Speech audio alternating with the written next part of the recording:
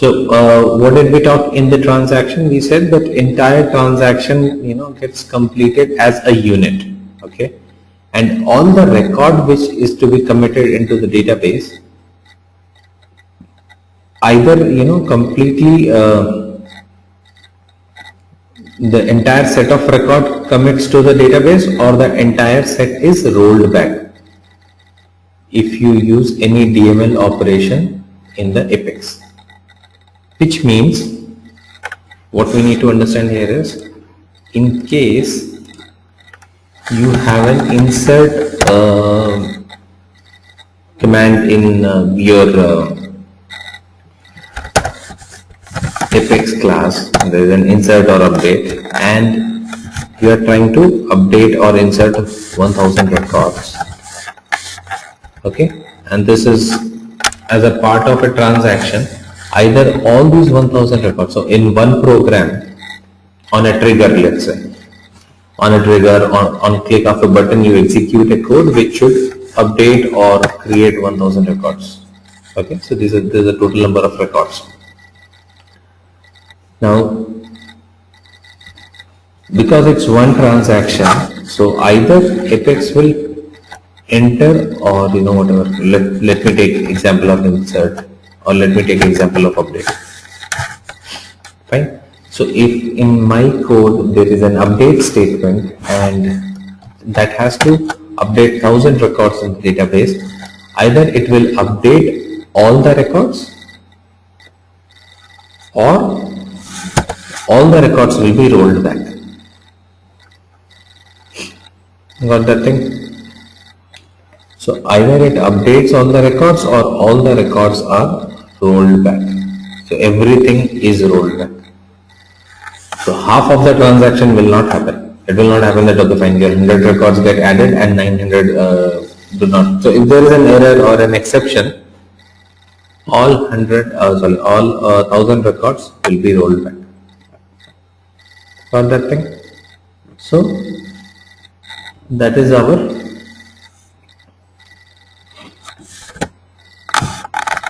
normal DML operation. So for a transaction, a normal DML operation either completes, so I'm just talking about DML operation, either it completes, it completely commits the entire set of data to the database, or it rolls back the entire thing. Very simple logic, please remember this. So Salesforce has this logic by default. So that is the reason why normal DML operation does not commit partial data. So partial data will not be committed on the database. The logic is clear. Now sometimes you might want to, you might want your code to work in such a way that whatever data before the exception is hit, or before the error, whatever data is committed into the database, let it get committed. So do not roll back. If you want that kind of a thing, then you will have to use database.dml. So database is what? It's a class. So it's defined by Salesforce, so you do not have to do anything there. So you have these database.dml operations, database.insert, database.upsert, update. The advantage there is that your partial data will be committed. Let's say 100 records. In this case, if you're using database.update, so this is the normal usual update. This is a special update method which has been designed by Salesforce. Alright, we do not have to do anything, we just have to use this. Now, if we are using this, then what will happen? Then out of 1000 records, let's say 200 records got entered, and after that error hit the code, so these 200 will not be rolled back. Roll back, we understand, right? So something which was committed is taken back. So if you see this, process, we were talking about the transaction thing, right? So the order of execution, right? So in this what happens, there are two things which we need to understand in this complete process. I think we understand this entire process, right? Now what happens here? First is system validation, second is before trigger, okay? And third is custom validations, alright? So when your system validation, before trigger and custom validation thing is done, after this,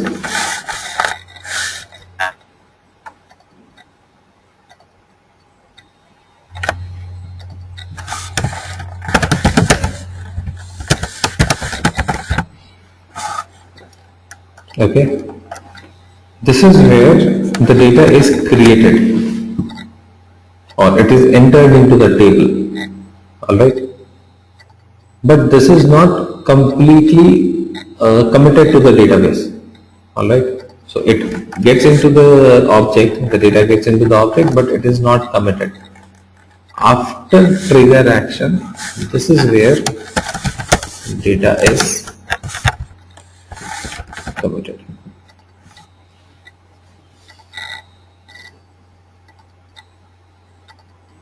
Got that thing? Because in after trigger there is scope of apex, there is scope of you hitting a governor limit, there is a scope of exception happening, error coming up. So when your after trigger also works fine, then only data is committed to the database. Got that thing? So before that, let's say out of 1000 records, 1000 records got into the system. After trigger there was an error, all those 1000 records will be rolled back. Nothing will be actually committed to the database. Fine.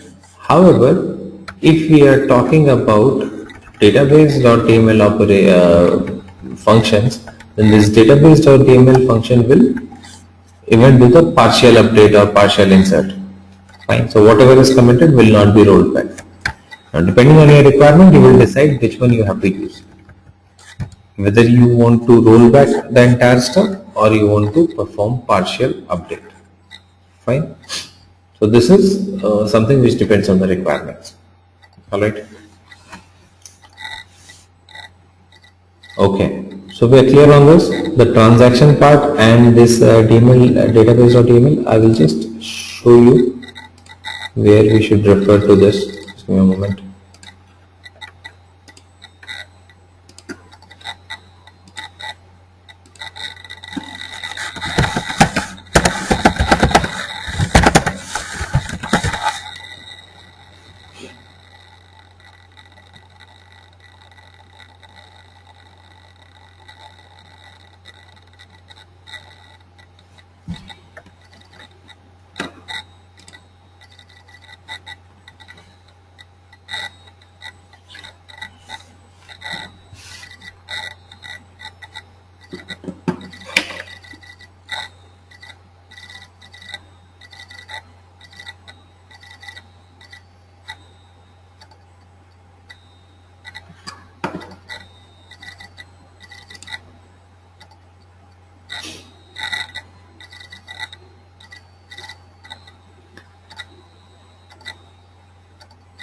So has anyone got a chance to look into the Apex Developers Guide?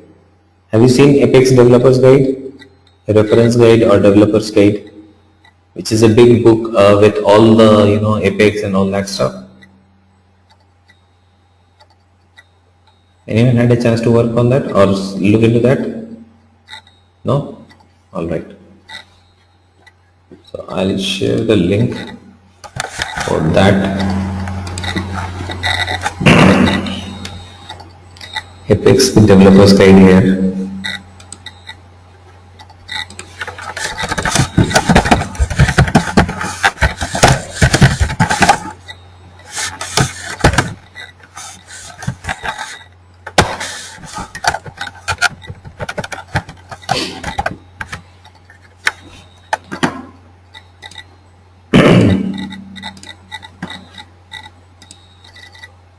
Okay, so this is the book, Developer's Guide, and this is kind of a Bible on Apex coding. So, but the problem with these kind of books is that they are, they have a lot of content, and it's very difficult to go and read this entire stuff. But I'll tell you exactly what you need to read and where you need to find all that stuff. Fine. So I will just show you where you need to go for database HTML.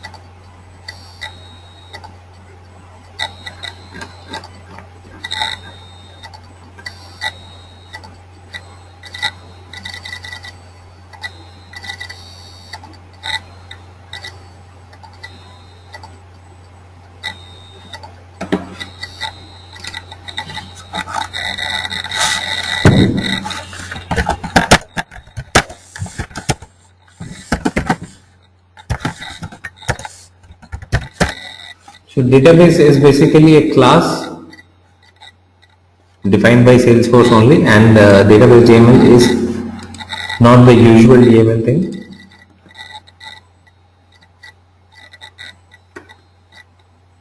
It is something which Salesforce has defined, and we can use that.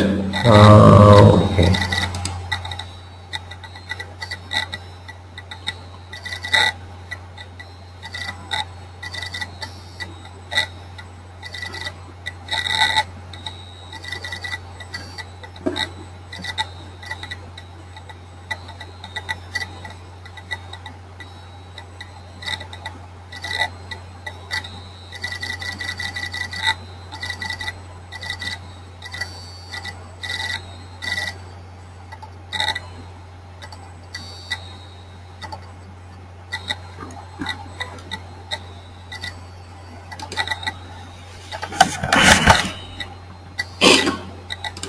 Alright, so this is where you can read about this DML statement versus database class methods. Fine. So I'm giving you the link as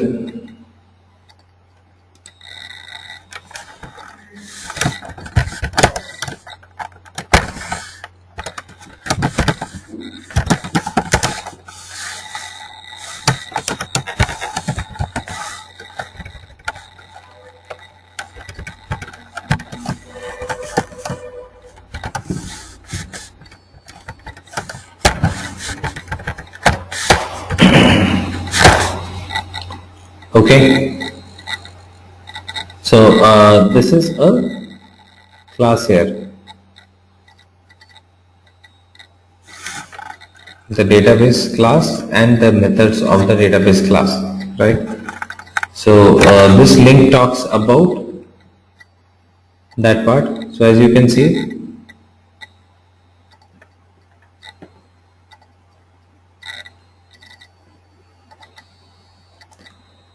the difference between the two options is that by using the database class method, you can specify whether or not to allow partial record processing. So do you want to process the records partially or not? So database DML can do that, but normal DML cannot process partial records. So that is a big difference there, right?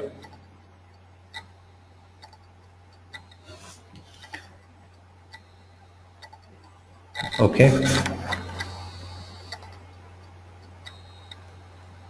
So there are a few methods on the database class. like database.save results, because it's a class. This is a method on that class which has been defined, right? So it's not just about insert, update and all. There are other methods also in that, right? So you would find reference of all those methods here in this reference guide itself. Somewhere you will have database class defined. Click on reference.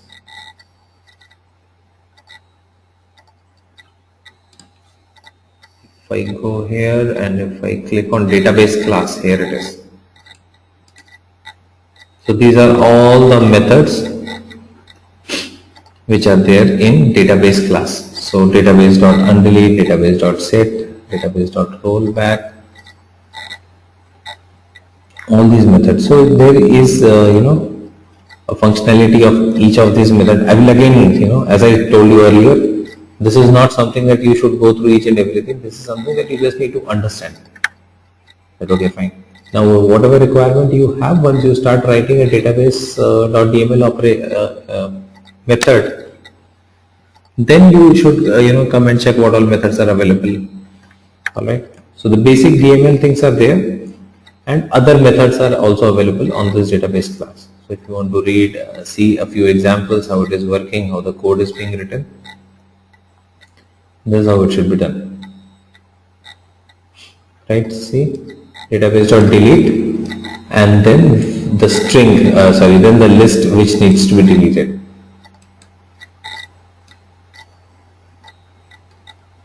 Okay, doomed accounts is the list of accounts. Alright, so this is also a good thing for you to refer.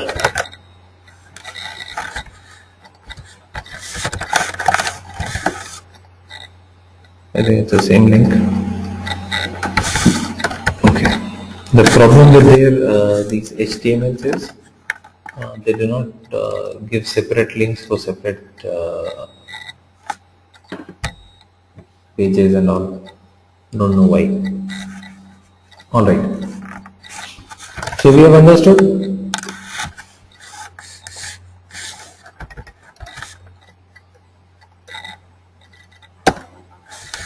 For list of all methods,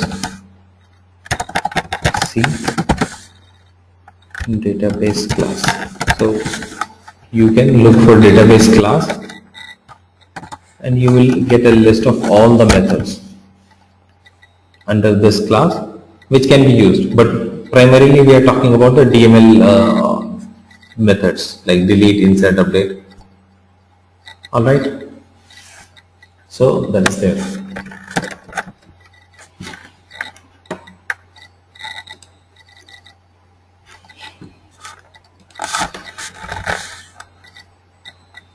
Now the next thing that we are going to talk here is, we have understood about the transactions, we have understood about the governor limits. The next thing that we will talk here is about our asynchronous Apex. What is asynchronous or what is synchronous? Synchronous is something which happens in a sync, in a synchronized manner, right?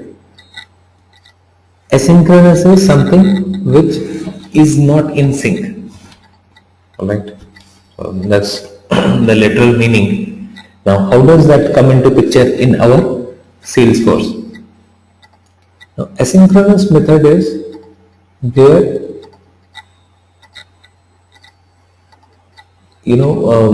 the Apex which is going to get executed, we are talking about Apex. So Apex which is going to get executed, or the code which will be executed, is not in sync. Not in sync means, let's say for example, before we get into asynchronous, let us understand the synchronous Apex. So in synchronous, what happens? An Apex is executed in sync with some other thing, like on click of a button, Apex is executed, right? Then and there, on spot. You click a button, Apex is executed. That is what happens when we call the controller on a Visual Force page.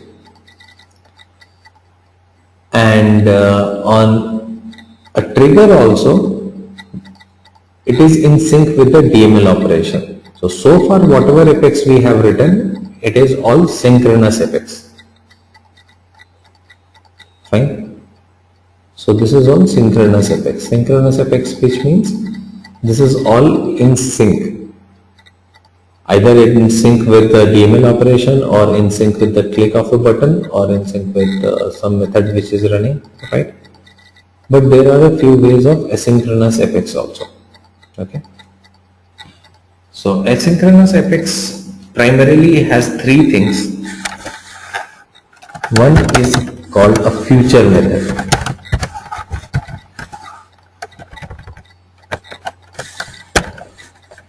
Okay.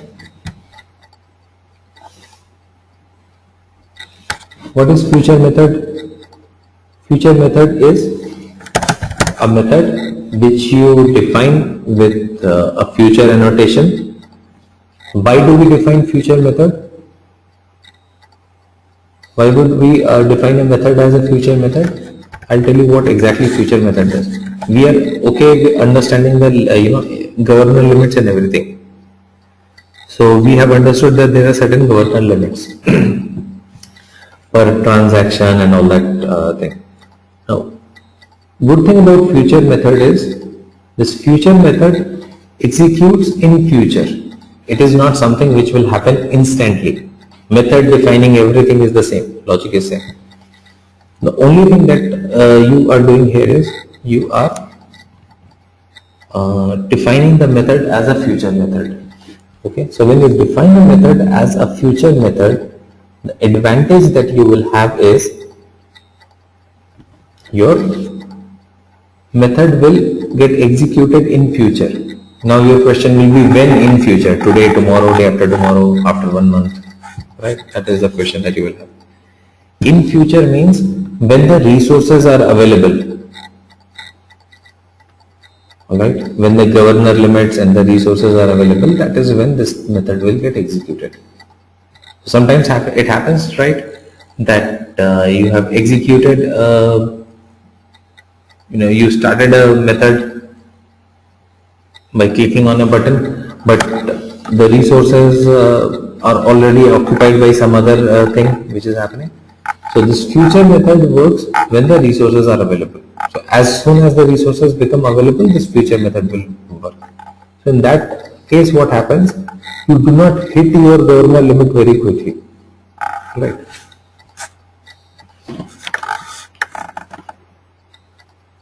So in case there is a limitation of sending a certain number of emails today, right? So you have already, sent a certain number of emails.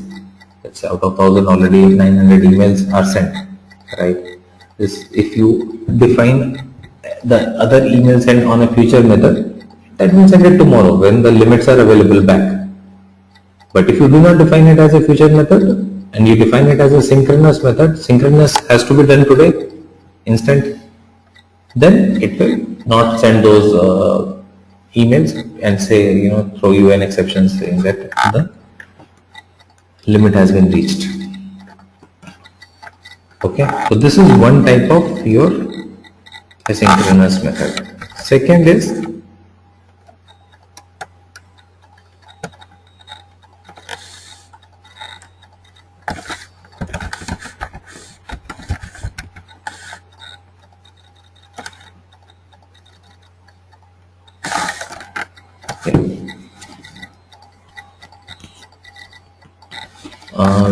call it apex scheduler or something.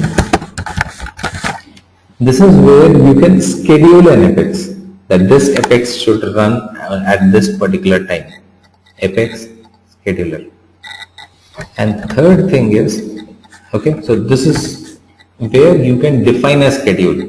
I don't want my apex code to get executed on click of a button. I want it to run at a particular time, right? And one more is batch apex.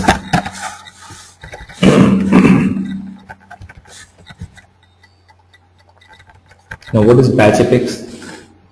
Batch Apex is, as the name suggests, it processes the entire thing into small batches. Fine. So batch Apex will form batches. Let's say you want to, sometimes you actually have to update 1 million records. Now we have said that okay, per transaction there is a limit. 1 million cannot be done. Then what will you do? Then you will update the records in batches. Okay. Create small batches and then keep on processing those. So this will keep on happening in the back end. It will not affect your, affect your front end thing and all. So future method is something which will get executed, but this happens as a single unit again when the resources are available. This will not happen in batches. Future method will run as one single unit. So you'll have to make sure that in future method the operation that you have defined is as per your governor limits. Apex scheduler, where you can schedule an Apex code to be executed at a point of time. This is again asynchronous. And batch Apex, where the data, the processing keeps on happening in small batches. Got this thing? So if we understand this,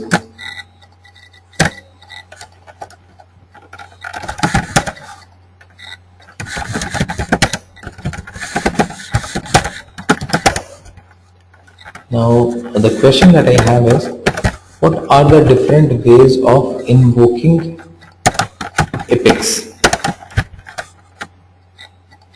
So for whatever we have done, what are the different ways of invoking Apex? What do we understand?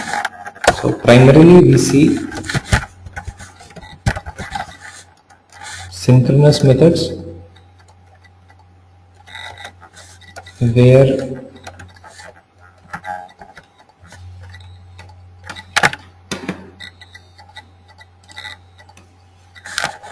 okay, so primarily we see synchronous where we have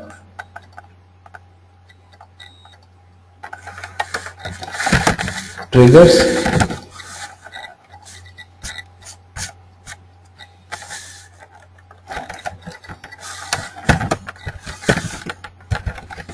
and controllers,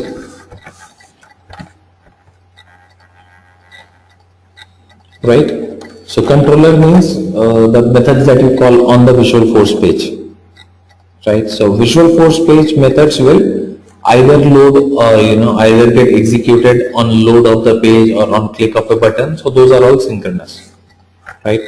Triggers, before trigger, after trigger. So it does not happen, you cannot say that okay fine, perform an after trigger 2 hours after the record is created. It is a DML operation, it has to happen instantly. Okay, so these synchronous things and asynchronous, we talked about this. 1, 2, 3.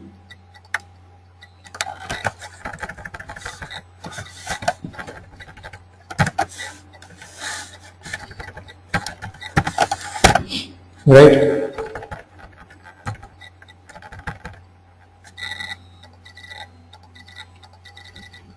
Apart from this, is there any other way of invoking Apex?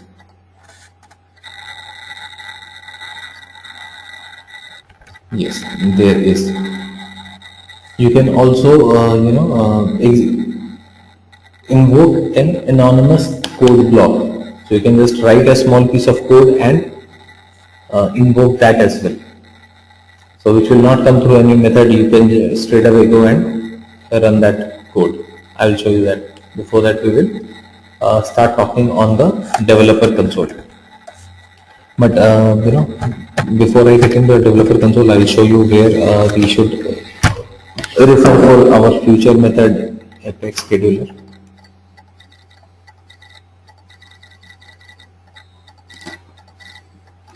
Alright, so once you are on your Apex reference guide,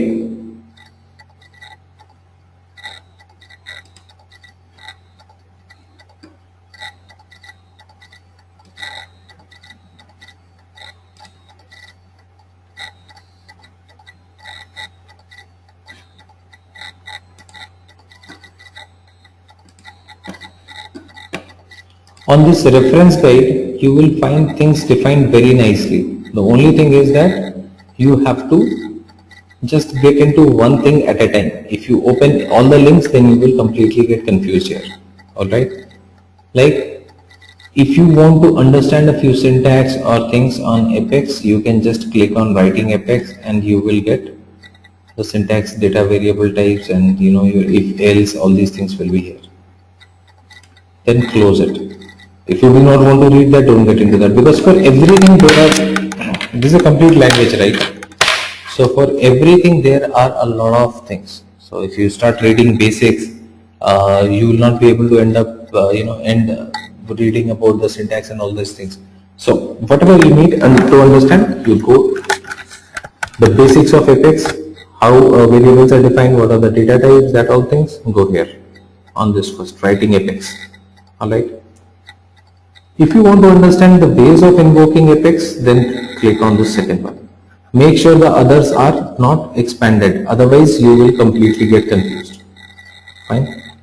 This navigation pane will look very scary to you. Now, if you want to understand the ways to invoke Apex, just click on this and click on invoking Apex. Okay. Now from here you can understand the asynchronous Apex, feature methods, Apex scheduler, batch Apex. Okay. So go and read a little about feature method. So feature method is something which will have this future annotation, and this will work when your resources are available. A feature method runs in the background asynchronously. Asynchronously means not in sync. Okay. Benefit of using feature method is that some governor limits are higher, such as SQL query limits, and okay, we saw in governor limits that the limit was higher for asynchronous methods. So you can use higher governor limits. Okay. So that is the thing. Each future method is queued and executes when system resources become available. So the future method starts executing when the system resources become available, which includes the governor limits also. And because asynchronous, Apex has higher limits, if you define a future method, you can use a little higher limits. Okay. Like yesterday we were talking on the governor limits.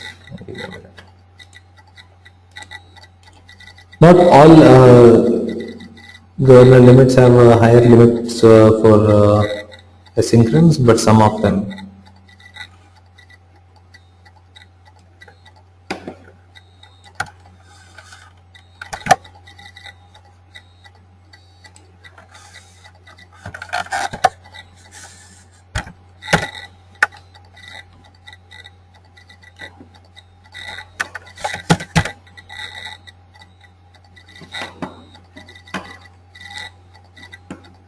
See, synchronous limit and asynchronous limit. So total number of SQL queries which can be issued for synchronous is 100, for asynchronous is 200. So future method is asynchronous method.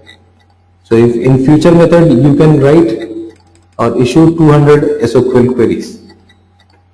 So what happened? By default you got double the limit, right? So that is an advantage. And the other advantage is that it can be queued and it can work when the resources become available. Fine. That's all. Then future, you just have to focus on these three things. Future, Apex scheduler. So in Apex scheduler, you don't have to worry about things. You just have to write a schedulable Apex. So while you define the method, you have to say implements schedulable, and once your method is written, then you will just go and schedule it. Fine. And you can monitor those Apex which has been scheduled on this monitoring scheduled jobs.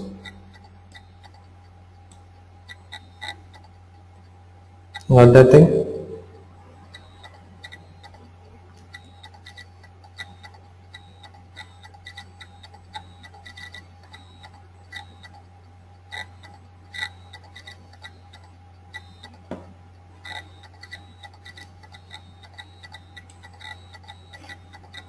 So see, this is where it is. To invoke Apex class to run at specific times. Specific time. If you want the Apex class to run at a particular time, then you can invoke an Apex class at a specific time. So first thing that you have to do for this kind of a class is you will have to say implements schedulable. So this is what you have to define. Okay. So any Apex that you want to execute at a given point of time needs to have this thing at once you define the class. So where you define the class, we define public class this. There you will have to define implements schedulable so that Salesforce understand that okay fine, this is a schedulable class. Then what you have to do? Then you have to specify the schedule for this. Schedulable, you have made a class schedulable, that is fine. Then what you have to do? You have to go and schedule this thing.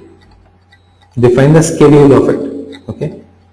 So you can define the schedule in two ways. You can define this by clicking on schedule Apex page in the Salesforce user interface. So on Salesforce user interface where you click on Apex classes, the list of Apex classes, you will see there is a button called schedule Apex, right? So once you click on schedule Apex, you will only have the option of scheduling the classes which have this implements schedulable.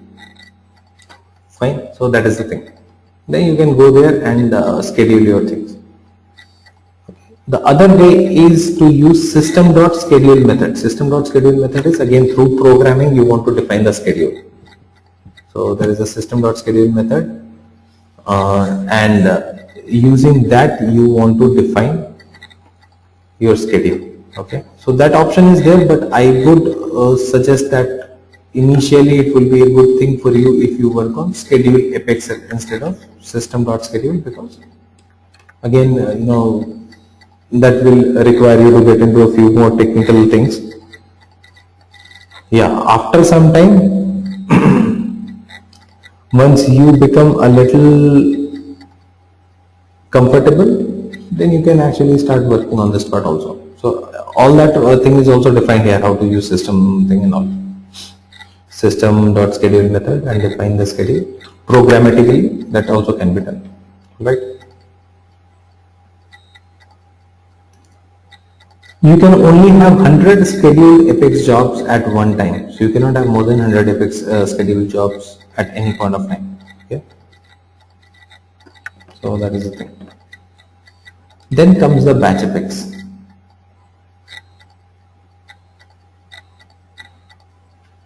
Now, batch Apex is primarily used for long-running processes.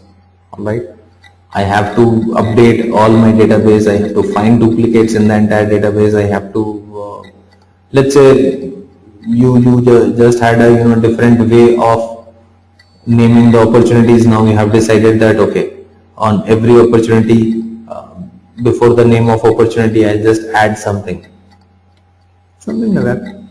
Or you say that okay, for all the records that I have in system, I want to update the city. So in that kind of a situation, what you have to do, because you cannot do all that in once, so what you have to do, you have to form small batches of it and perform those as batch jobs, right?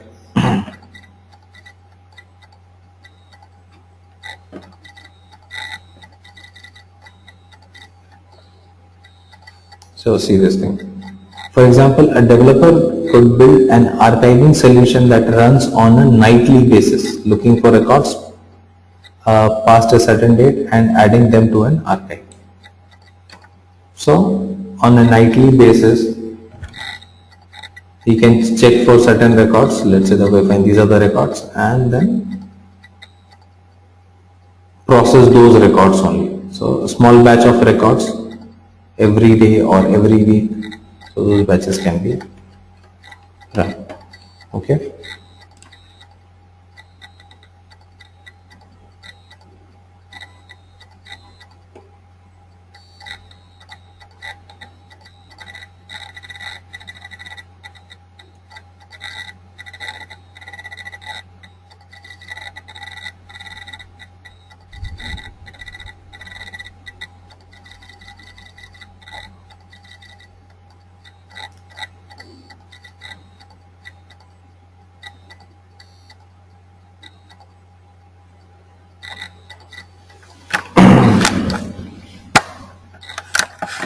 So this is where you can read about this batch apex or the batch process. So batch basically has three components within it: a start method, execute method, and finish method. Okay, so start method will collect all the records. So we are not going to perform anything on the entire set of data. So start method is used for collecting the records which need to be processed in the batch. Execute method is used for doing the actual execution of the code. Okay, and the finish method, this will run only once. A finish method will run only once. When will it run? It will run only when all your batches have been processed. Okay, so when all your batches have been processed, you might want to send a confirmation email or something. So that part of thing.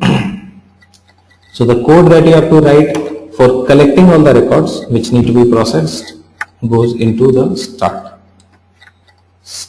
database.batchable context. Fine. Under this you will go and write your, so under this method you will go and write what you need to do to collect the data. Alright, which data should be processed, as we were talking here, that on a nightly basis, based on some criteria, you will collect the records. So those records will be put into a list or something here on the start method. Alright, execute method is where execution will happen if you want to update that list. For example,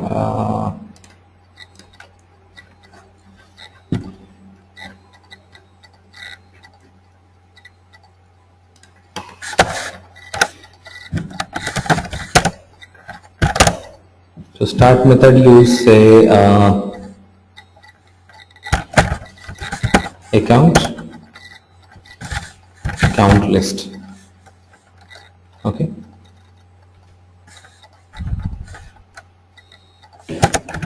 is equal to some SQL query. Select this, that. Okay, some query. So it can be a small thing, it can be a complex thing. Perform whatever logics you want to perform, and then collect all the data into this list in the start method. Fine. Second is execute method. So you have to go and define another method. Execute method, global void method execute. Okay. Under this method, you will write what you want to do. Okay. So let's say you just want to go and say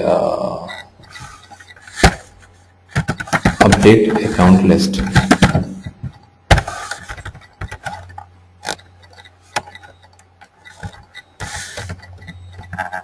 Okay. You want to update the account list.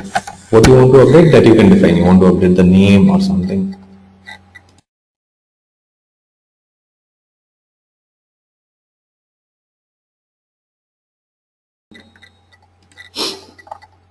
Okay.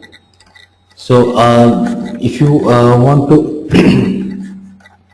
update something or perform certain actions on the records or on that batch. So this is the batch, this is the update, so this will be execute method. So this is there. Start method and execute method will run with each batch, and then a finish method.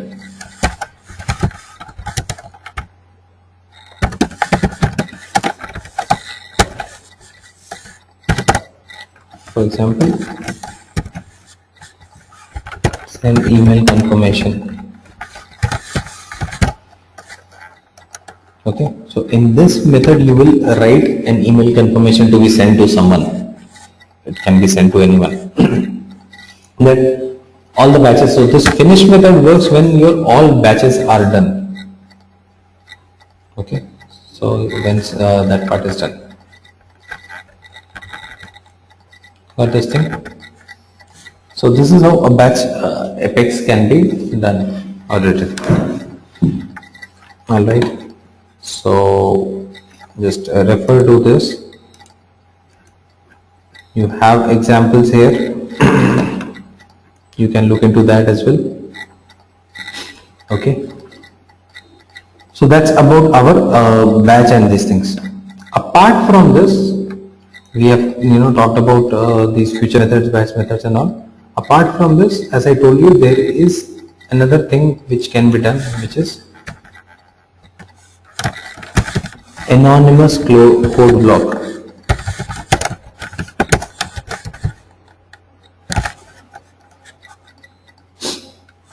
Anonymous code block is you just write a code block and then you can go to developer console and run that code block. That thing is also mentioned here. Okay. So you just want to perform something. Let's say you want to fetch a record and update that, but you don't want to, there are 4 or 5 records, you want to update them, but you do not have you don't want to go to the records individually and do it, and then there is no other logic also which you can relate to it. So this is a small thing, you just want to write a code and execute it. Alright, so that can be done through developer console. So we will just get into that part, but before that you can just see an example like they have done a small code block. So this can be on the data as well. You can just go and write the code on the developer console and run that code. So if there are any database changes which need to happen within the governor limits, those can happen from there also. Alright.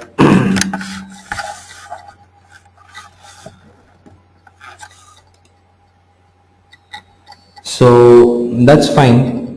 Now the other thing that we will get into is developer console. So I'll come back to this thing. Before that, I would want to show you the developer console.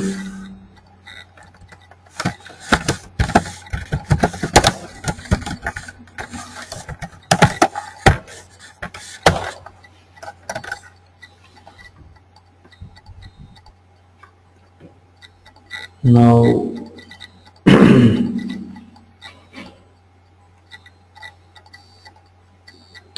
for the developer console, once you are logged in into Salesforce, give me a moment, let me log in.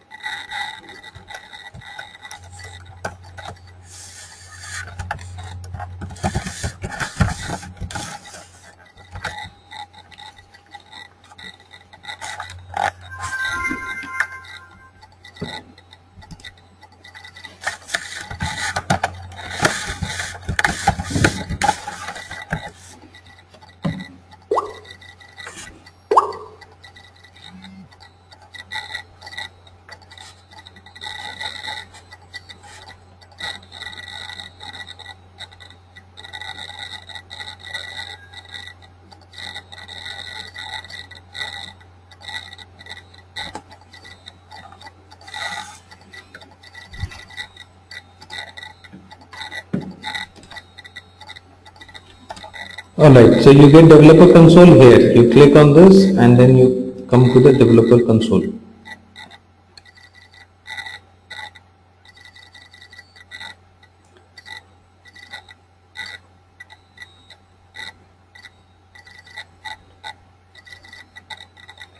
This is where you can run your anonymous code blocks, you can debug the code, you can try writing your queries, and you can do everything. So you can create Visualforce pages, you can write classes here. Alright. So you will have your debug logs here, your tests. I will show you how to test Apex and all. So those things will be here. Query editor, you have a query editor, you can write queries and find, select name from account.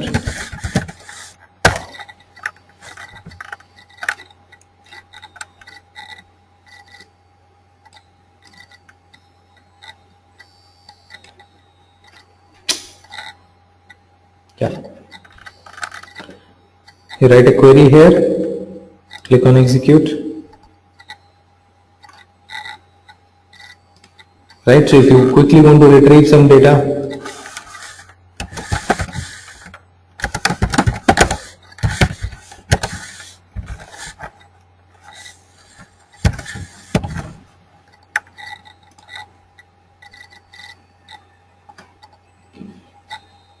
alright, so you can write queries here very quickly to fetch some data. Your debug logs will be shown here. You can create classes, triggers, pages, components, static resource from here as well. So we have talked about these things, right? So those things can be created from here. Apex trigger you create on the interface, you can create on developer console as well. Alright. So this is basically developers console. So an interface designed specially for developers. Okay. Where everything developers as in which is more related to the programmatic development side of it, right? So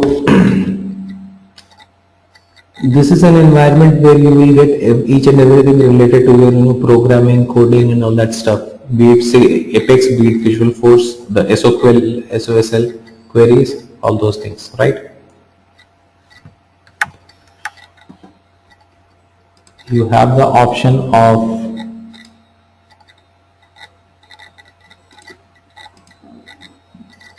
debugging the code, alright? So that is, so everything is here. The test that you do or the test methods that you write, those can be tested here. This is where you will see the performance of the test and all. Alright. So overall, for your understanding, developer console is a separate console that they have created so far. This thing has been introduced, I think, almost more than a year or so. Yeah, 1.5 to 2 years. Prior to this, there was no such developer console concept. So at that point of time, we used to write all the code as we do here. As of now, what we are doing. And the other option was to write things on Eclipse. So people who have worked on Java would understand that there is something called Eclipse, right? For programming and all, writing and all that stuff. So Eclipse was one option, and writing the code on Salesforce was the other option, right? So the reason why you would write code on Eclipse is, coding wise, it's easy to write code in Eclipse and then debug it and all that stuff, right? And if you have noticed in Salesforce, on the user interface, when we write code and all those things, it is not, for Apex it's not very friendly. For Visualforce it's very friendly, but for Apex it's not that friendly. So for that reason, Eclipse was used by some of the developers. Then these guys decided to launch their own developer console. Now Eclipse is rarely used. Okay, so it's not used very frequently. Rather, developer console is used. Okay. So there is nothing, different in developer console. Whatever we have done there, the same thing we do here. Let's say if you want to create a Visualforce page, you could have created there, you can create here as well.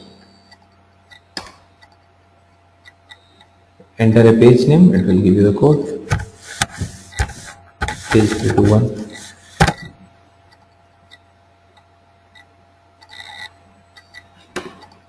Now keep on putting your code details here. Got it?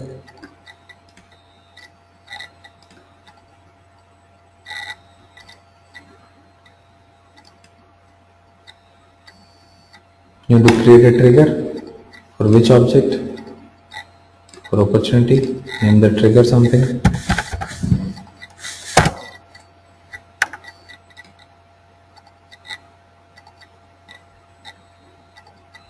By default, it's before insert. If you want to write other operation, other events, write it.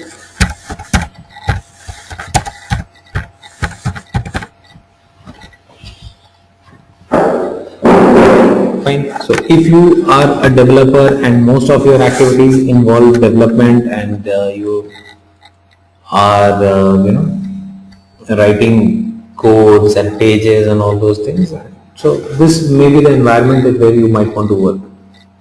Right. Keep on developing triggers, classes, pages, all these things here itself. Fine.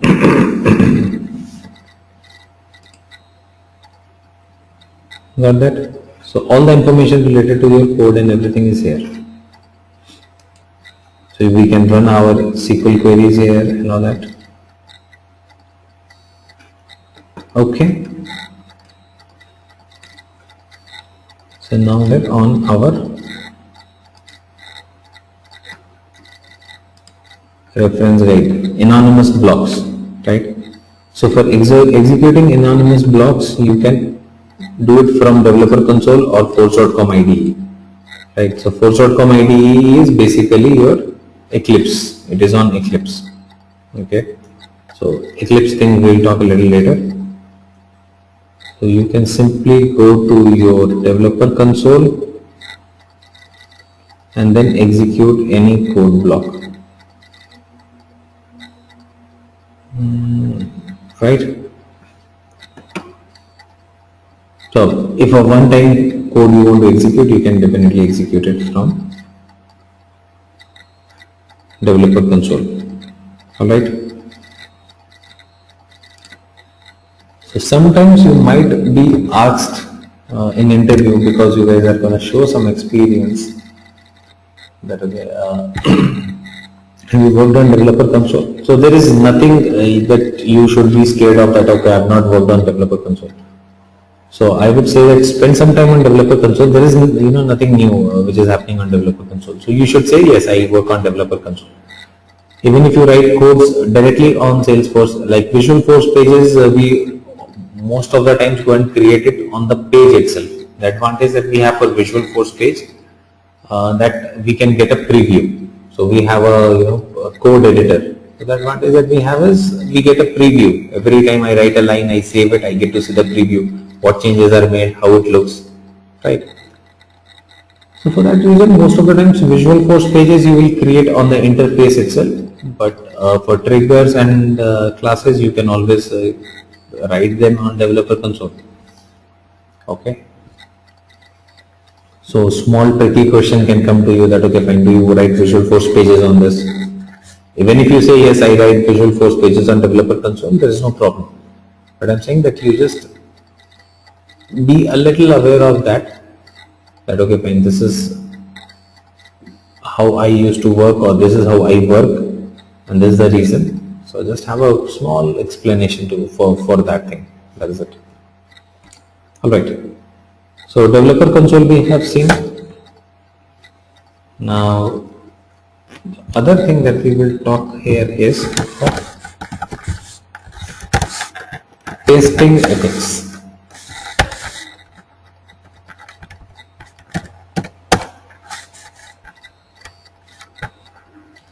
What is testing? Why testing?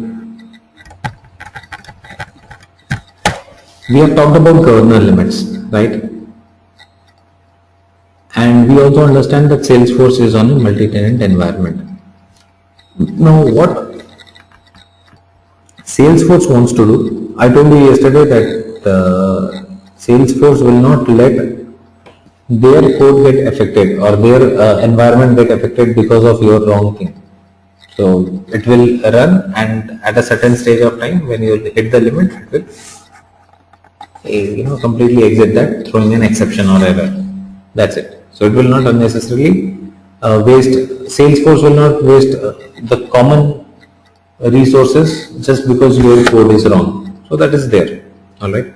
But still, they do not want you to write a code which is not correct, so that you can also avoid too many errors and exceptions and all that stuff.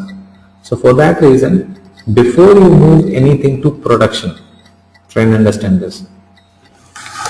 Any epics before move to production, you will write epics where? On the sandbox. The earlier day we were talking about sandboxes and all, right? So we'll write code where? We'll write it on sandbox. And before these things can be moved to production,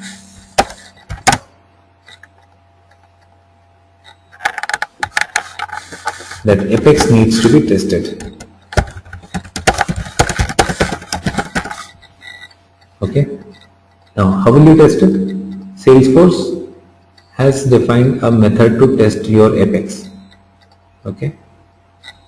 Now you have to test your epics, and once you test your epics can have multiple lines of codes. Right? Let's say you have 100 lines in the lines of code. Alright. So before you can move any epics class into production, that should have at least 75 lines, or 75% is what they say, of code covered.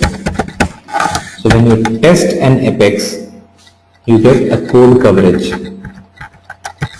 The code which seems to be okay gets a code coverage. The code that does not seem to be tested does not get the code coverage.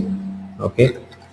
So at least 75% of your code should be covered before you can move any code to production. Till the time it is in sandbox, no problem. Write a code, it has error, it has problems, let it be. But before you can move anything to production, you have to test that, and you have to test the method or test that DML operation if that is working fine or not, and then based on that you will simply get the code coverage from Salesforce, and based on that code coverage you should be able to deploy it. Okay. So testing, what needs to be tested?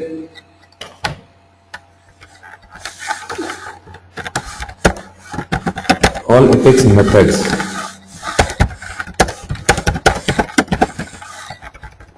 So your epics methods need to be tested. Okay. If you are defining a few variables, that does not need to be tested. That is not required.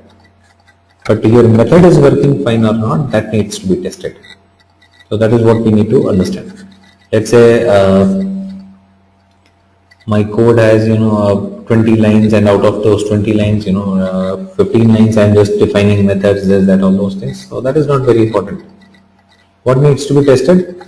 The method, where I am updating the data, or where I am sending an email, or where I am defining a get method, or I am defining a set method, right? So that is how it works. Alright. So let me just show you a small example of test so that you get some idea of it.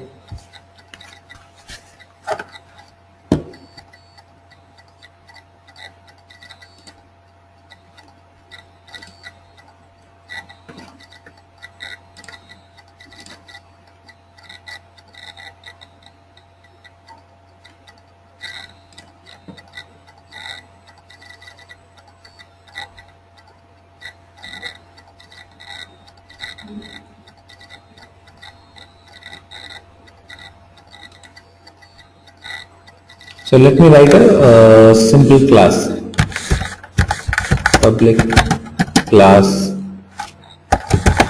hello. There I say string hello equals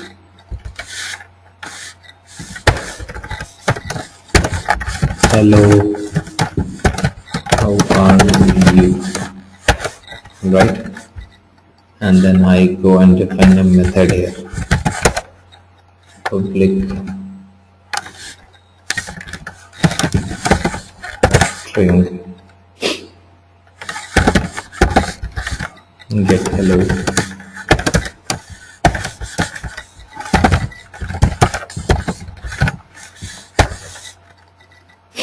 Okay, this is my class, let's say. So there is a method in this. This is the method, right? This needs to be tested. Alright. What do you have to do? You simply have to go to another Apex class, write another class for testing this. Actual method is there. What is the name of the method? Hello. Okay. Write another method, another class. Okay.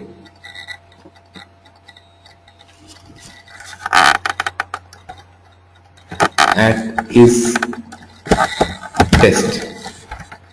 It does not necessarily have to start with this annotation. You can start your test classes with this annotation. The benefit of having this annotation is your code that you write in this class will not be counted against your Apex limit. So there is, I told you there is no limit for everything. There is a limit of 3 million characters for all Apex that you write. So you get from Salesforce, you get a limit of 3 million characters. It's 3 million only, right?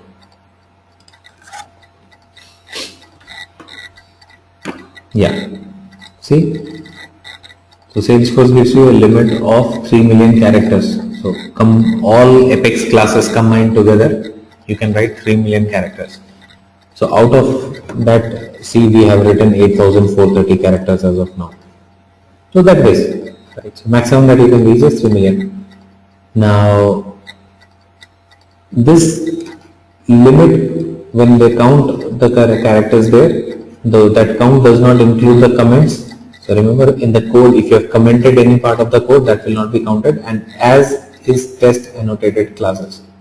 So any class with this annotation will not be counted in that limit.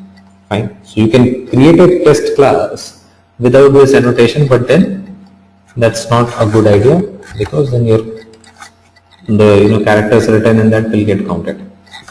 So write with this, but this is not this is not mandatory. You can skip this line. Okay.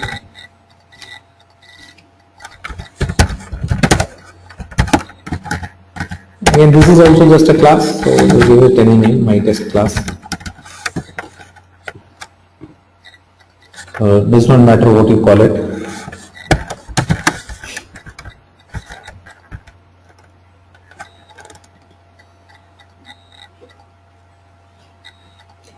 Now, what you have to do here is, in this class, you have to define the test method. So use a static test method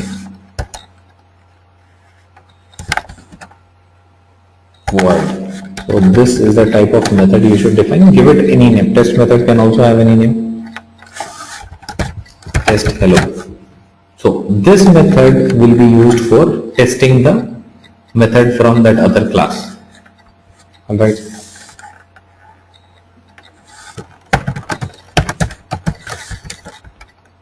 Here what you can do, you can say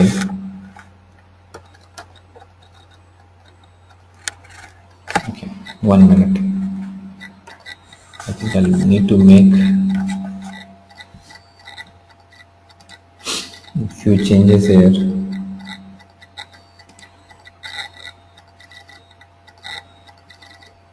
I've used this word hello a lot of times. I will just go and change it so that you don't get confused.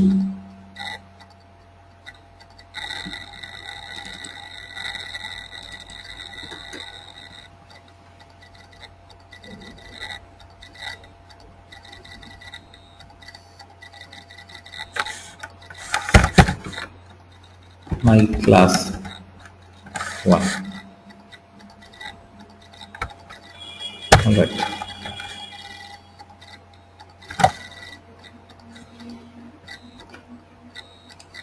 Okay.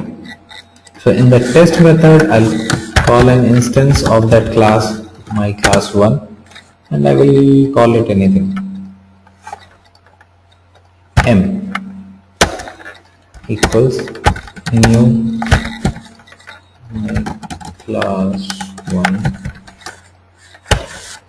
Fine. And then m dot get hello.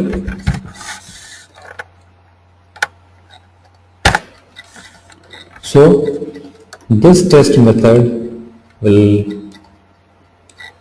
define an instance of that class, and for that it will call that method m dot get hello. That's it.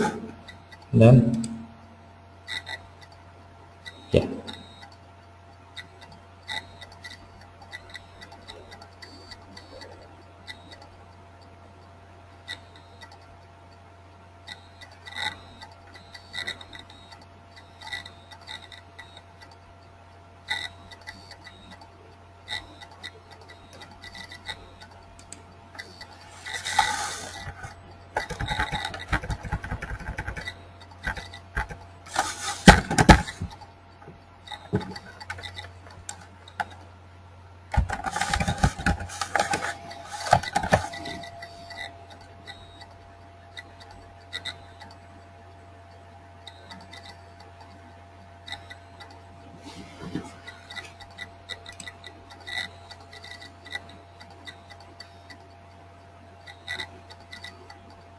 Okay. This test method spelling.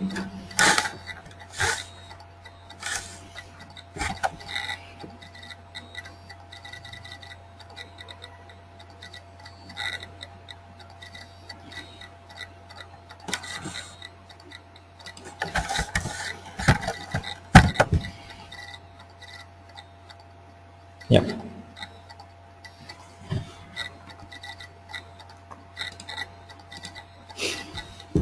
Alright. Now because this is a test method and it tests this class, now you do not have to do anything. Automatically that class will get a code coverage. But before that, what you have to do, you have to run a test. Alright. You can do that on developer console as well. So in the developer console there is tests, new run.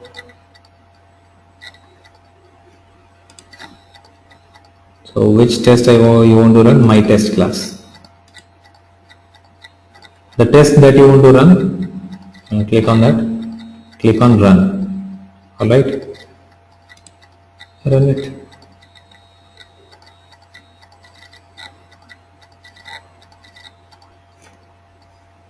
Test run has been done. Open this.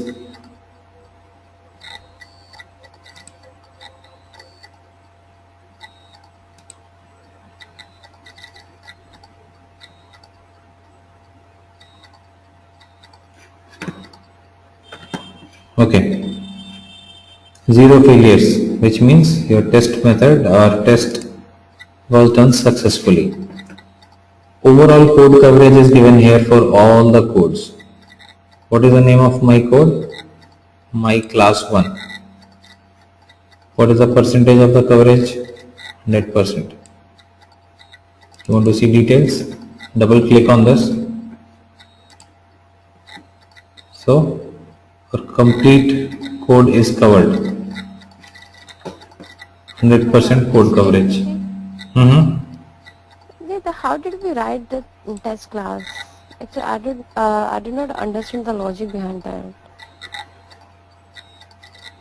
Behind the test class or test method? Test class, like how to write that. There is there is no logic. There is nothing called test class actually. That is why I told you that there is no difference between a normal class and a test class. At is test annotation. You write in case you think that there are only test methods in that, then you will write that. So And so what logic you could not understand? That's a different class. I have created a separate class and inside that I have defined a method. Method will test it. Like any other class you write methods, I have written method. So what is the challenge there? Before you tell me about that, let me again repeat what I said. There is nothing called a test class. There is something called test method. Test method is again like a method, but it is only used for testing. It will not do any actual operations. Okay, so any method where you say static test method void, this is only used for testing some other method or testing something else. Okay, this kind of a method. So this method is responsible for testing. The class is not responsible for doing anything. Okay, you guys could have defined the same method in the actual class also, right? So, but it's always a good practice to keep the test methods in a separate class. Okay, so what we did, just for writing this method, I cannot write this method anywhere. So for that, I wrote a class. You write a class, you name it anything. So there is nothing special on this class. You name it anything, you name it ABCD. And then inside that method, class, you just have to make sure that you write the method. This type of a method. Now this method should execute your testing things. Now tell me.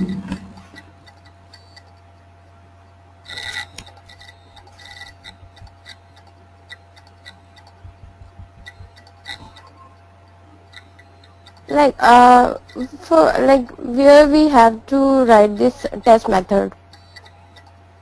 Like in the class we want to test, or where?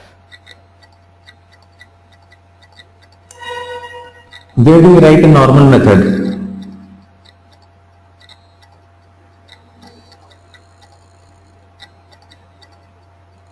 Where do we write a method? Classes. You write a method in a class, right? Yeah. So where you have to write this test method is exactly answer is same. You write it in the class. Okay. Now which class you want to write it in, that depends on you. Okay. You could have written it on the actual class. After this method you could have started writing the test method also. But that is not a very good practice. That is the reason why I wanted to keep my test methods in a separate class. That is the reason why I created another class. Is there any other alternative? I mean, can I write a method without defining a class? No. I have to put a method in a class. So the option is either I put it in this class, only the actual class, or I create another class. So as a practice, what you will do, for each class you will create a test class. Like you will create a class where you have test methods. So which is not required or not mandatory, but it is a good practice.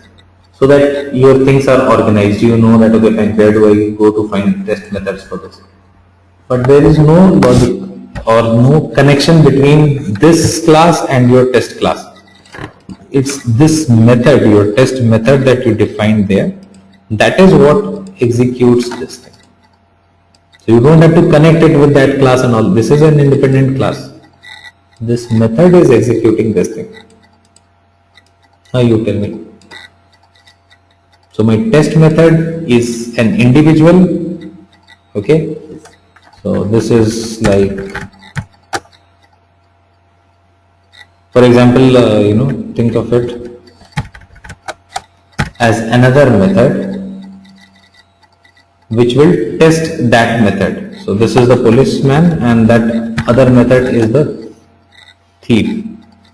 Thief is sitting in his house and this policeman is sitting in his house.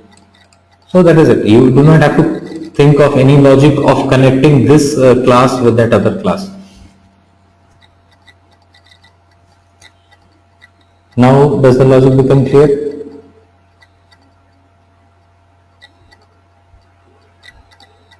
No, actually. So where is the confusion? You tell me where exactly you are stuck. What logic you are trying to find out? You tell me that thing. Then I will tell you. Actually, once we have written the class, right, and after that we have to test that class, and we Again, write you a are method. again, no, wait. You are again making mistake. What did I tell you? Oh, What needs to be tested? Class needs to be tested. Class is nothing. Class is an envelope. What will you test in a class? Method needs to be tested. That is what I am saying.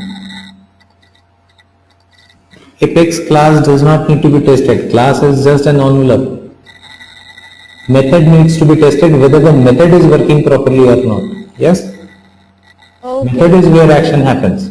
For testing a method, I will write another test method. This is what we need to understand. Most of the times we make a mistake. People think that there is a class which is being tested and there is a test class. There is nothing called test class and no class. What will be tested in a class? Class is nothing. Just think of it. Think of a normal classroom where people are sitting. So exams happen for the students or it happens for the classroom. So class is just an envelope. That is nothing. There is nothing to test there. The method in the class need to be tested. That method may be performing a send email operation. It might be doing an insert operation. Method does all these things, right? Class itself does not do got it. it, got it. Yeah, it's clear now. That makes a lot of sense now. So now there does not have to be any relationship between the actual the class where the actual method is sitting and the other class where the test method is sitting. So you can create one class and put all test methods there. But we again do not do that. For every class, the methods of one particular class, we create one more class where all those test methods are put. So that is an organizational manner. I mean, that is a way of organizing things. But from Salesforce side, there is no mandatory thing. So there should be a connection between where is my code? There should be, something happening in my test method which can go back and check that actual class. Actual method. Again, the checking is happening on the method.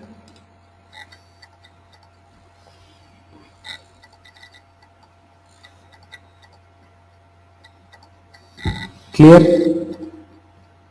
With others also, anyone else has any doubt or question? So testing basically, now a few things that we need to remember in test. For test. No actual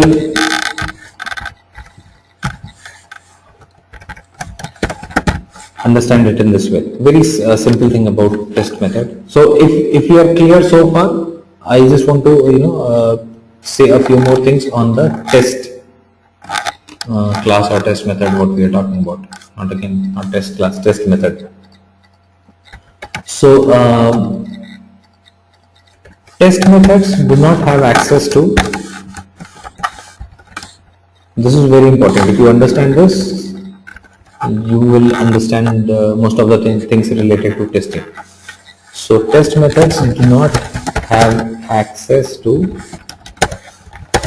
database. It does not have access to your actual records or it does not have access to your database. Right?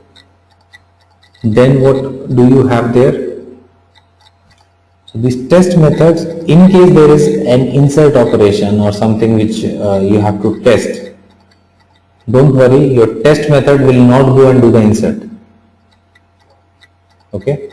Otherwise what will happen? When I run my test, again the insert will happen. Right? So your test methods do not have access to the actual database. They do not commit any data to the database. They do not fetch any data from the database. They do not update anything on the database. This is just for testing. Fine? If you have to perform an insert or anything in your test method, you have defined a test method and you have to perform something which requires some data. Let's say your actual method is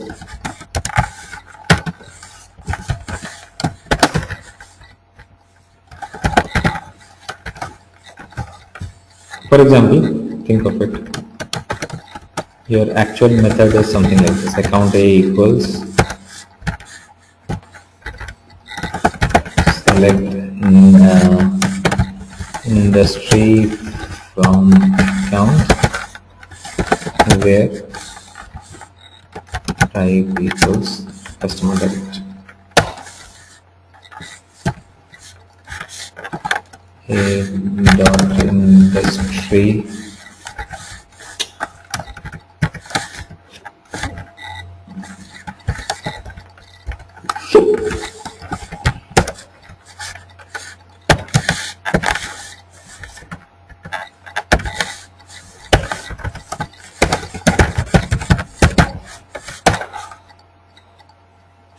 Alright, let's say this is what you want to write and this is what you have written. Update it. This is your actual method. For the same thing, when you write a test method,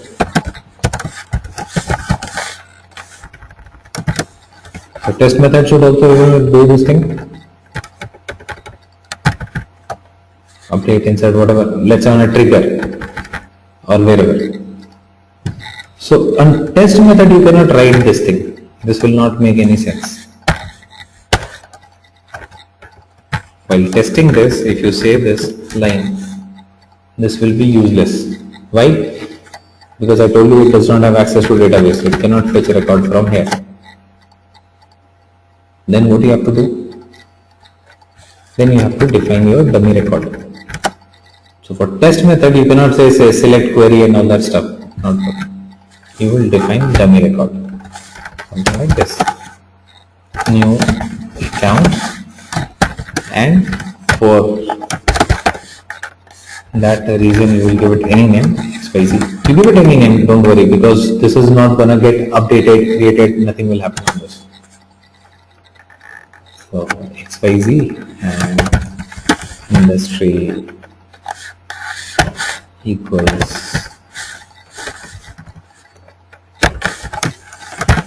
energy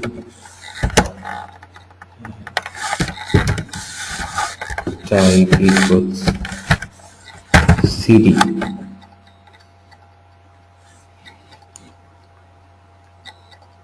Right? And then just go and say dot industry. Okay, because it's a new record we are talking about, so you should firstly say insert A.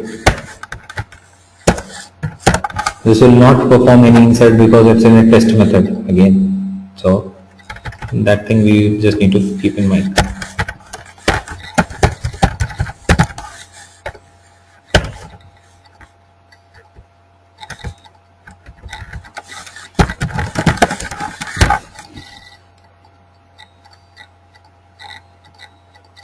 Right? This is your actual method. This performs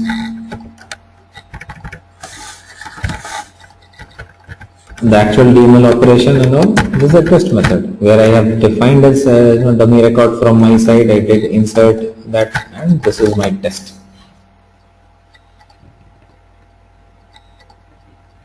Simple. Got that thing? So that is the thing, that is what I actually want you to understand, that your test methods do not have access to the database either way. It cannot fetch data from there. If you have to do some, in your actual method, there is some data DML operation which is happening and you want to test that. So you have to supply dummy records in that while defining the test method. That is number one thing. Second thing is, you will have to supply the values also for the dummy records because they do not have any values. And any other operation that you perform in the test method actually do not get committed to the database. So that is the most important thing for testing. Alright, so your test method will not go, if this update A operation is within a test method, it will not actually update or it will not go and create any record. Clear on this? All right.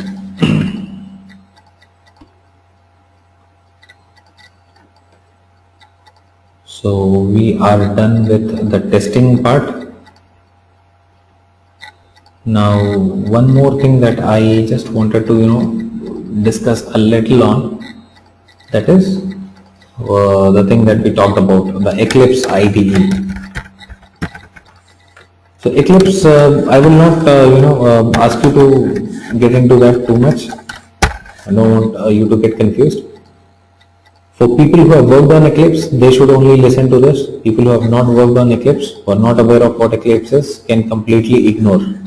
For next 3-4 minutes of discussion that we have, you can completely ignore. Just for the knowledge sake, if you want to know, you can understand. So Eclipse is basically an IDE, right? Integrated Development Environment. Now on Eclipse, you can create projects for different, programming languages and all. You can, write codes, Java programs or Java projects can be designed and all. Eclipse can be used for creating Salesforce projects as well. So a Salesforce project is nothing but, as we discussed earlier, combination of certain Apex classes, codes and all that stuff. So if you have Eclipse, then Eclipse is something, I don't know, I have Eclipse somewhere. But in case you have Eclipse, then on Eclipse you can go and add a plugin. Install a plugin which is called Force.com IDE.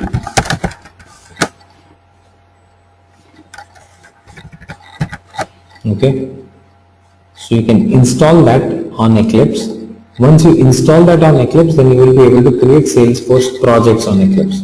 Creating a Salesforce project on Eclipse will mean you can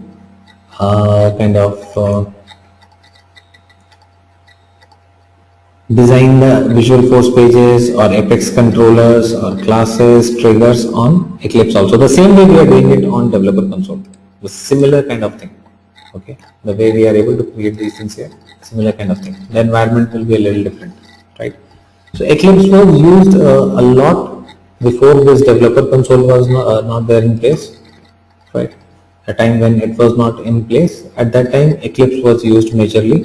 Nowadays, Eclipse is very rarely used until and unless the developer is a Java developer and has always worked on Eclipse and is very comfortable with Eclipse.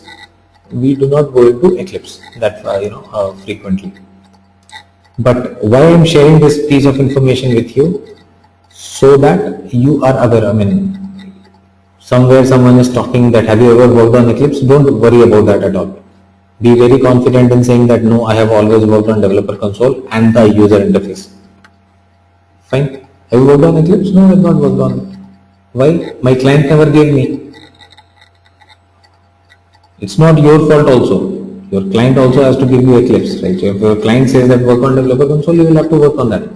So don't feel that if you have not worked on Eclipse, that is a bad thing. Or so the only reason can be because my client never gave me that Eclipse and I am also not comfortable. So that's absolutely fine. Yeah. If anyone is, I think someone was talking to me yesterday and said that you're willing to show some Java experience.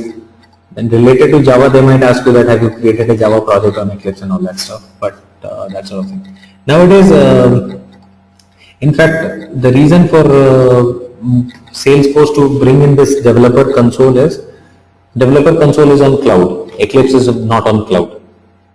The challenge with Eclipse is that is not on cloud. That is a installed package, like any other software, right? So that is one thing. Second thing is, this entire thing stays here. On Eclipse, you have an option of taking a copy of the entire thing on your local computer. Sometimes companies do not prefer that. Someone takes a complete copy of the project on their desktop and all that stuff and saves everything in the XML format. For that reason also, companies nowadays enforce their developers to work on Developer Console instead of going into Eclipse and all, right? So let me just give you.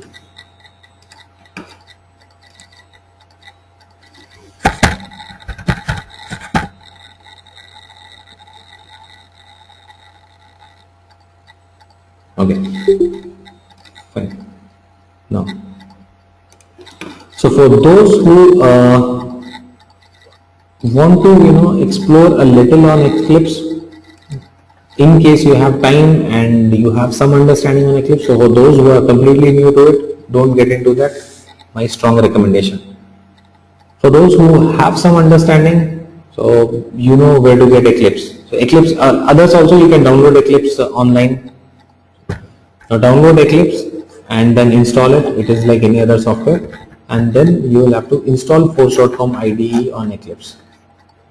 So I can just share a link with you. Once you install that, you can create Salesforce projects on Eclipse, and then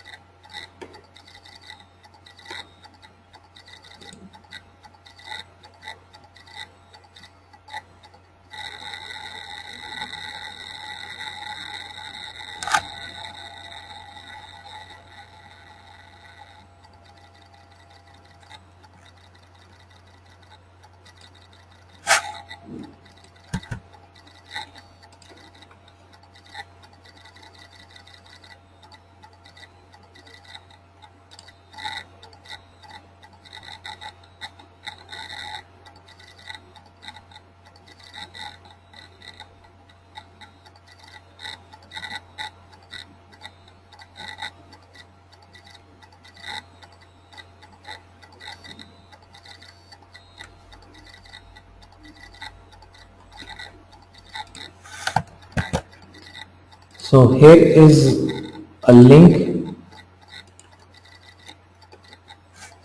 which will show you how to install Force.com IDE for Eclipse.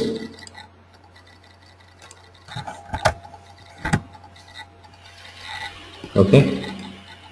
So once you install Eclipse, you will have an option of creating new Salesforce project. When you create a new Salesforce project, it will ask you for the login ID password. You will provide your company's, whatever Salesforce login ID password, and then you will be able to create pages and all those things, or controllers and other components for your Salesforce, right? So that is how that can work. But for people who are not familiar with Eclipse, just leave it. Just understand this thing, that Eclipse is also a development environment, IDE, and Force.com IDE is a plugin. Using that plugin, we can develop on that environment as well for Salesforce. All right, and it will be good if we spend a little time on developer console. That will be better, because you don't have to actually get into unnecessary stuff. You can see how it works and everything. All right.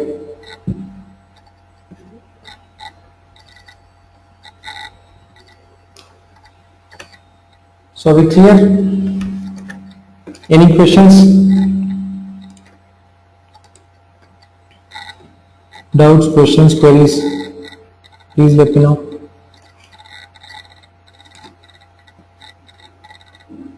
No, that's it.